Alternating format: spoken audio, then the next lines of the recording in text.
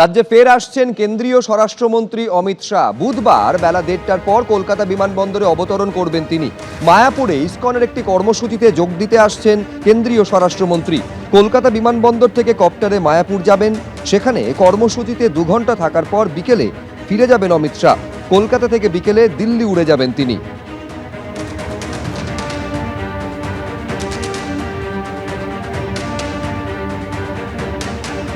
এটা নির্বাচন কমিশন নয়, নির্বাচন আমিশন। ভোটারদের স্বার্থ রক্ষা করার থেকে বিজেপির স্বার্থ রক্ষাকে বেশি গুরুত্বপূর্ণ বলে মনে করছে নির্বাচন কমিশন। এই বলে যখন তৃণমূল কংগ্রেস আক্রমণ শানাচ্ছে, পাল্টা বিজেপির কি বক্তব্য দেখুন। এখন তো নতুন আইনজীবী কোট পরে যাবেন, গাউন পরে যাবেন, এমন তুখোর যুক্তি দেবেন যে নির্বাচন কমিশন বাংলা থেকে কেন ভারত থেকেই পালিয়ে যাবে। তা করতে দিন, যেখানে শব্দবান শব্দজাল বিশ্লেষণ যেখানে হবে সেই সাদা বাড়িটাতে ঢুকে পড়ুক। লাল দাগ দেওয়া সাদা বাড়িটা তিলক রোডের, ওখানে তো কোনো অনুগামী তো শুয়ে নেই, কোনো অনুপ্রাণিত লোক তো পাপস হয়ে শুয়ে নেই যে ঢুকতে দেবো না গো বলে। ঢুকে পড়ুন চটপট। আমরা চাইছি আরেকটা যে সওয়াল জবাব দেখবো, অভূতপূর্ব সওয়াল জবাব, যেখানে কিনা খানিকক্ষণ শোনার পরে আবার যিনি মহামান্য জজ তিনি অনুরোধ করবেন যে আপনার তো আরেকজন আইনজীবী আছেন, তাকেই বলতে দিন। আমরা এটাও দেখবো বা অন্য কিছু দেখবো, আমরা শুধু দেখবো। এসব বলে ববি ভোলানো যাবে না। বাঙালি জানে যে তৃণমূলকে হারাতে হবে। ইভিএম মেশিন, পদ্মফুলের বোতাম টিপবে, জনতার সরকার প্রতিষ্ঠিত হবে, বাঙালির সরকার প্রতিষ্ঠিত হবে।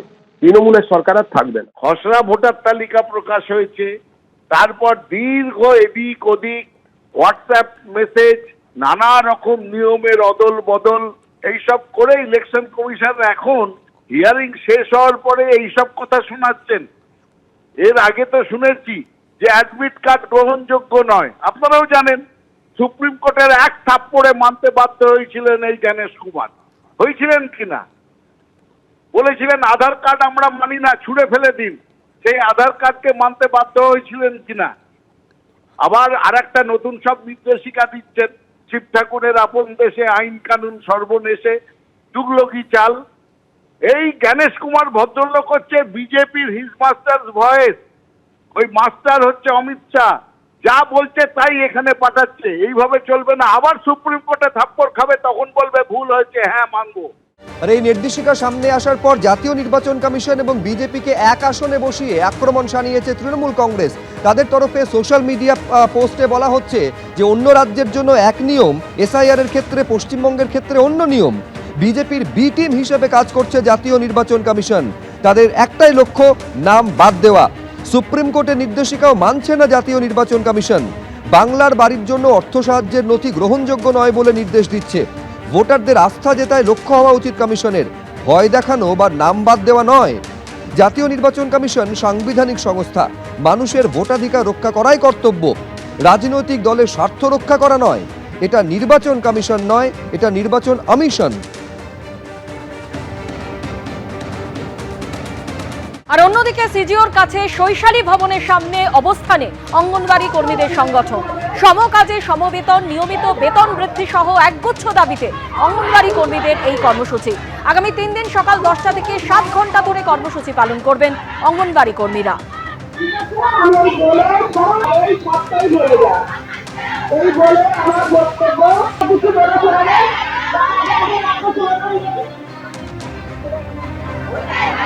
কলকাতার পাশাপাশি নজর রাখবো শিলিগুড়ির দিকে, যেখানে শিলিগুড়ি পুরসভা ঘেরাও বিজেপির যুব মোর্চার। চাকরির দাবিতে বিজেপির যুব মোর্চার এই কর্মসূচি।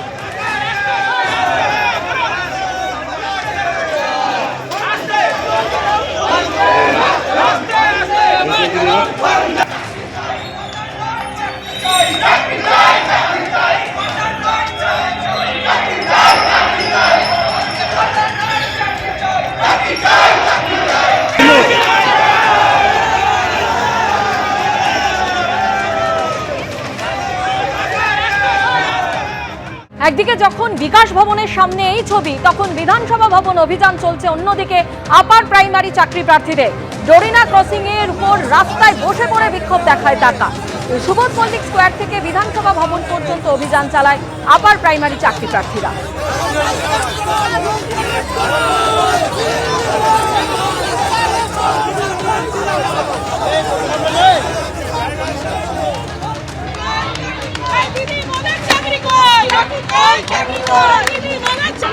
চাকরির দাবিতে পথে চাকরি প্রার্থীরা। এবার আপার প্রাইমারির যারা চাকরি প্রার্থী তারা মিছিল করেছিল সুবোধ মল্লিক স্কোয়ার থেকে। দাবি একটাই যে ভ্যাকেন্সি ছিল সেই ভ্যাকেন্সিতে প্রায় 9,500 চাকরি প্রার্থীর ইন্টারভিউ হয়েছে এবং তাদের নিয়োগের প্রক্রিয়া চলছে।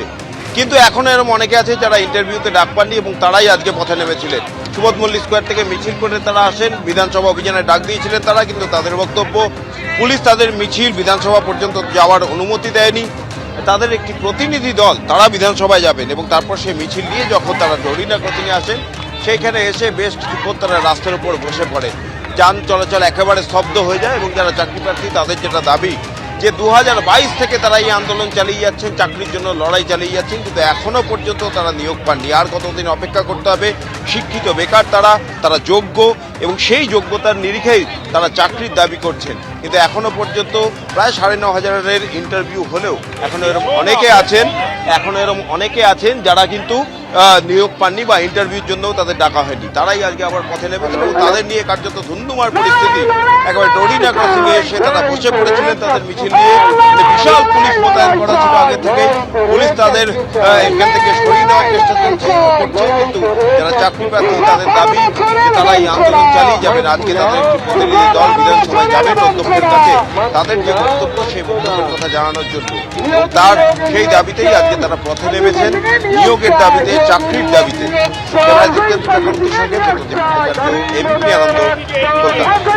আমাদের দাবি একটাই, সেটা হচ্ছে যে আমাদের যে 5,401টা সিট বাকি রয়েছে অনগোয়িং প্রসেস যেটা চলছে, তার মধ্যে কমিশন প্রদত্ত 14,339টা সিটের মধ্যে 9,500 সিটে নিয়োগ হয়ে গিয়েছে।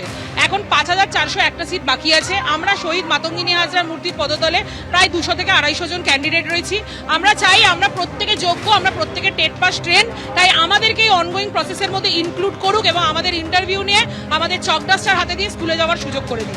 আমরা বাদ পড়ে গেলাম কেন? কমিশনের কাছে বলতে গেলে ওরা বলে যে টেকনিক্যালি প্রবলেম। আমরা বলতে চাইছি টেকনিক্যালি প্রবলেম হোক বা দুর্নীতি হোক, যেটাই হোক সেটা এখন বাদ দাও। এখন যে আমাদের জন্য যে 5,401টা সিট পড়ে আছে সেই সিটে আমাদের নিয়োগ দিয়ে নিয়োগ সম্পূর্ণ করো, এইটাই হচ্ছে। সেই সিটটা যেন ফিউচার ভ্যাকেন্সিতে কোনোভাবেই কনভার্ট না হয়, কারণ ফিউচার ভ্যাকেন্সিতে যদি কনভার্ট করো ওই সিট কনভার্টটাও বেআইনি। এবিপি আনন্দ, এগিয়ে থাকে, এগিয়ে রাখে।